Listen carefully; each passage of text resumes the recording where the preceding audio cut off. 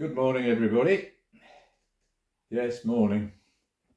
I'm afraid I'm not at my best in the morning, but I'll do the best I can. Well, I hope the weather where you are is better than it is here in England. We're being battered by a storm. Well, the south coast is, so I hope things are better where you are. Well, good news. A lot of my comments indicate that people are enjoying my videos and finding them calming and relaxing, so that's good. And I've had confirmation that my little carving of what I thought might be a Buddha is in fact a Buddha, so thank you for that. I've also had a comment from somebody who would like to set up his own YouTube channel, but is very negative about it. He doesn't think that anybody would be interested in his thoughts and what have you. Well, you know what my advice is going to be. Try it. You never know. And you might learn something about yourself as well in the process. I never thought my little videos would take off as they have. I'm getting comments from all over the world, and it gives me a purpose in life as well. At my age, I could be sitting here staring into space wondering what to do. But writing these little poems gives me a purpose in life as well, so it's good for me too. So thank you for all your comments. Well, I've been asked, somebody's been looking at the books in my bookshelves behind there, I've been asked what is my favourite book. Well, I've got about 5 bookcases full of books.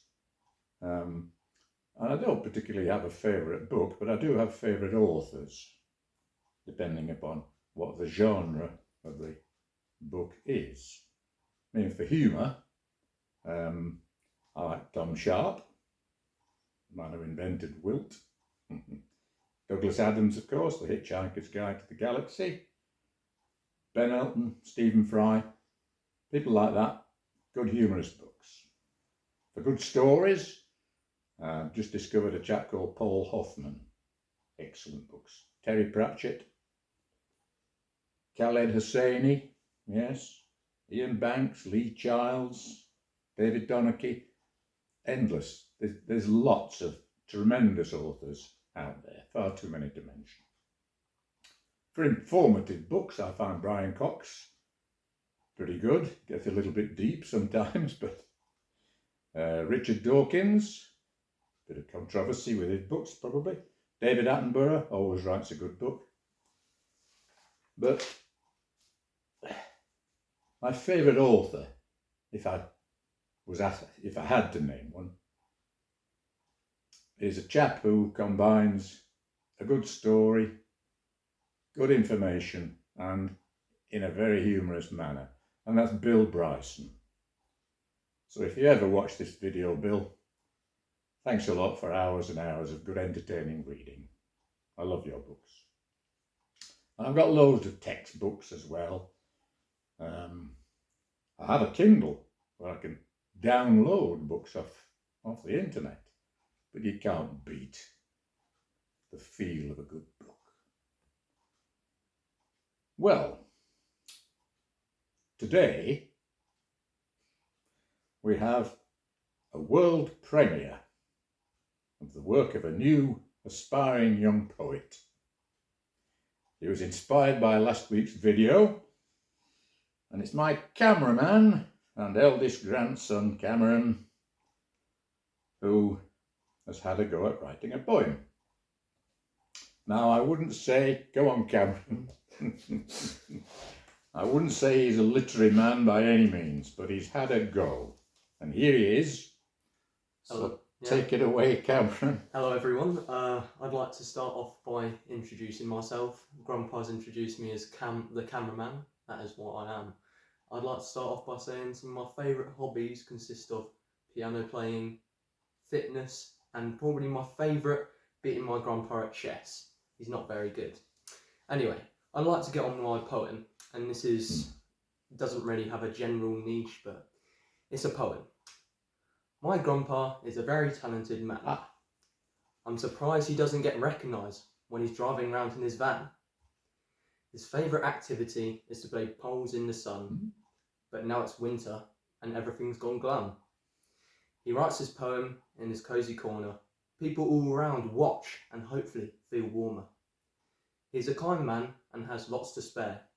He always says, when it gets icy, everyone take care. It's getting colder now, so let's wrap up and feel warmer. Maybe even light your own fireplace in your own cosy corner. Thank you. Very good. I know. Yeah. It's all right, isn't it? I'm going to have to book my ideas up. I can see this. You may go back to your camera duties now. Thank you. Well, there we are. I'll be interested to hear see what your comments are about that. Oh well. The difference between an 18-year-old and an 81-year-old. Might be an interesting comparison. Well, words, of course, are very powerful things and should be used carefully.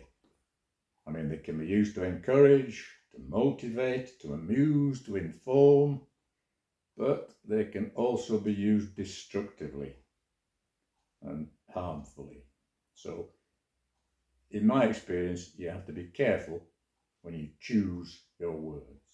I mean, the English language is a very, very descriptive language because it's made up of many, many inputs from other languages.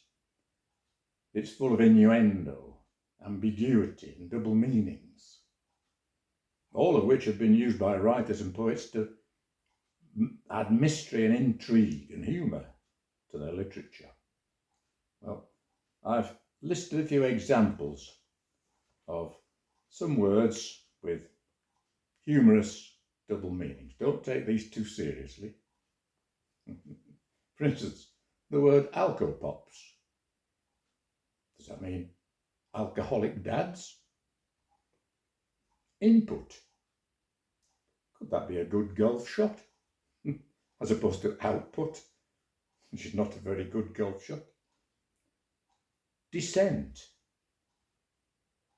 Take away a bad smell. I like this one. Asterisk. The chance of being hit by an asteroid. And perhaps my favourite one of all, vanish. It could mean a bit like a van. However, but good communication is vital in any situation. If you use the wrong words or convey the wrong meaning, it could have just the opposite effect to what you wanted it to have. It's easy, or too easy now, with social media to tap out on Twitter or TikTok or Instagram or what have you, without really thinking what you're saying. How many times, I know it's occurred several times with me, but how many times have you said something in anger which, on reflection, you wish you hadn't said? Either in anger or you're being distracted by something and not really thinking what you're saying. I can illustrate that with a little jokey story about a chap on a cold winter's morning, goes out to work and he's sitting busily at his desk, beavering away, when he gets a text message from his wife, which says, "Help, Windows frozen. What could I do?" So he hurriedly tapped back, "Try pouring a kettle full of warm water over it," and carried on with his work. Well, 10 minutes later, he got another text message from his wife saying, "I did that, and now the computer doesn't work at all." Misunderstanding of the word Windows. However, so I think it's essential to think before you speak. And to illustrate that, I've written a little poem called Think Again. In the heat of an angry moment, how often have you said things which on later reflection you wish you'd kept inside your head? You could lose a friend by saying things that you didn't mean to say, and to lose a friend with a thoughtless word is a heavy price to pay. So think again before you utter words that may cause others pain. Wounded hearts can be slow in healing, if indeed they ever heal again. What's the good of being sorry when remorse is all in vain?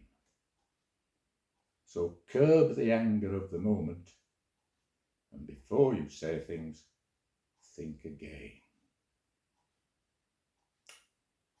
I'll see you next week. Bye for now.